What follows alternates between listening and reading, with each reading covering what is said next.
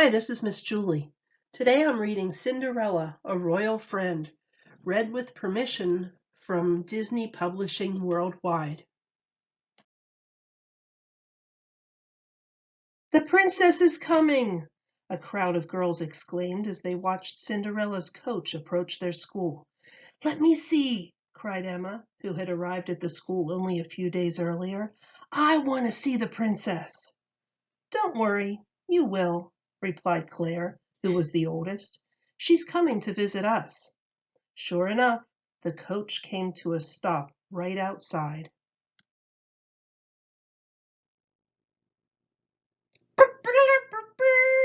A royal trumpeter blew his horn loudly to announce Cinderella's arrival.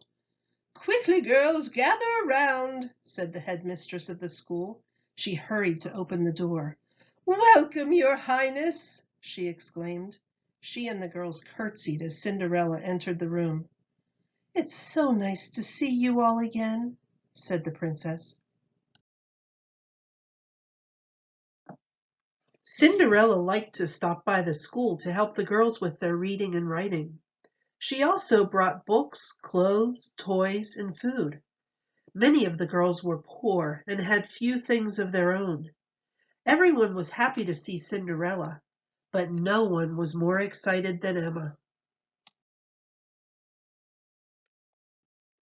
Cinderella and the girls spent a wonderful afternoon together. After their lessons, they sang, danced, and told stories. Then they read together and played with some of the toys the princess had brought. When it was time for Cinderella to go, she made an announcement. In 1 week, there will be a party at the castle to be held in your honor. For us? The girls shouted excitedly. But what will we wear? Asked Emma. Cinderella smiled. Why, the dresses I am having made for each of you, of course. And you shall have new shoes and gloves as well.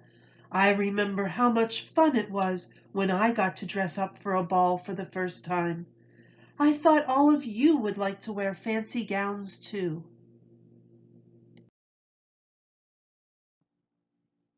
The next day, the girls talked about nothing but the party. They couldn't wait to dress up. To distract them, the headmistress decided they should go outside. It's a lovely day, she announced. Let's have a picnic. The girls climbed a hill and spread blankets in the meadow near the royal estate. While her classmates ran and played, Emma gazed at the castle.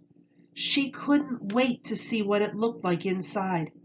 She thought it must be the most wonderful place in the whole world.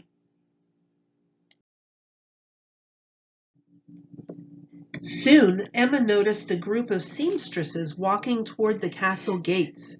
She ran over to them. A guard opened the gates for the seamstresses. Without thinking, Emma slipped behind them and walked straight into the castle. Then she ducked behind a curtain. Cinderella welcomed the women, then led them up a staircase. When everyone was gone, Emma ran up the stairs and began to explore.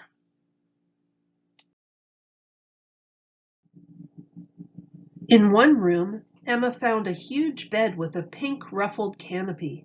She climbed into it and closed her eyes for a moment.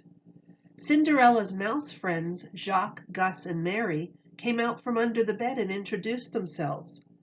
Suddenly they heard someone down the hall say, "This fabric is gorgeous!" Emma and the mice ran toward the voice and found a room filled with seamstresses.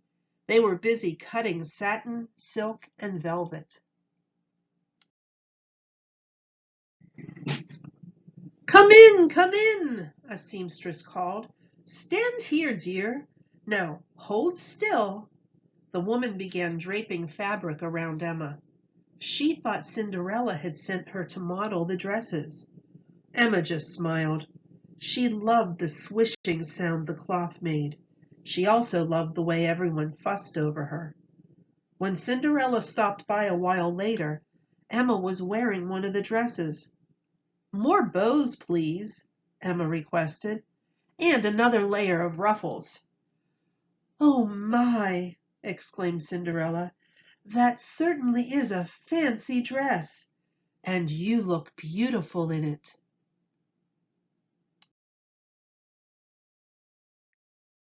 Cinderella thought the seamstresses had brought Emma.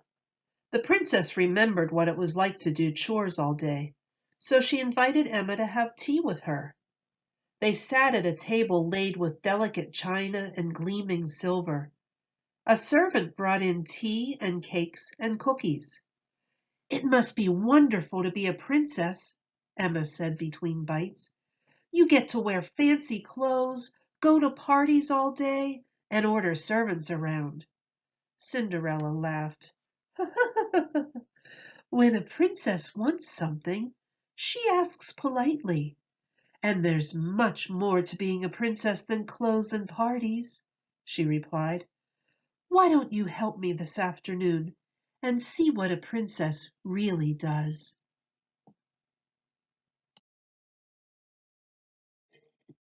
For the next few hours, Emma and Cinderella put together baskets of food, clothing, books, and toys.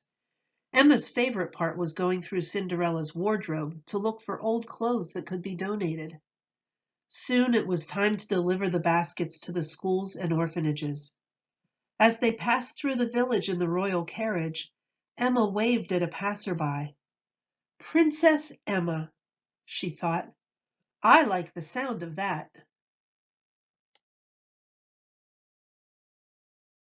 When they arrived at her school, the headmistress gave Emma a big hug. "Where have you been?" she cried. "We've been so worried." The headmistress and the other girls had been looking for Emma all afternoon. "But I thought the seamstresses brought you to work," Cinderella said, puzzled.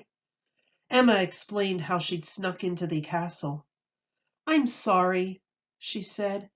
"I didn't mean to make anyone worry. I just wanted to see what being a princess was like." "Being a princess is more than just playing dress up," Cinderella told her. "It also means being responsible."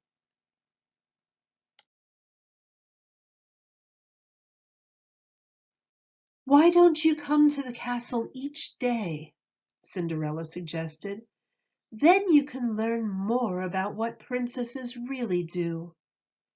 Every afternoon when Emma's lessons were over, she went to the castle. The princess was always very busy. She oversaw the castle staff. She visited the shopkeepers and farmers to make sure everything was running smoothly. She even got the court jester to tell jokes to children who were ill. Emma tagged along everywhere. Cinderella decided she should help plan the party for the girls' school. So Emma helped to decorate. She also helped the cook make a cake. Cinderella was so impressed that she asked her mouse friends to make a special dress for Emma. "It's fit for a princess!" Emma exclaimed when she saw it.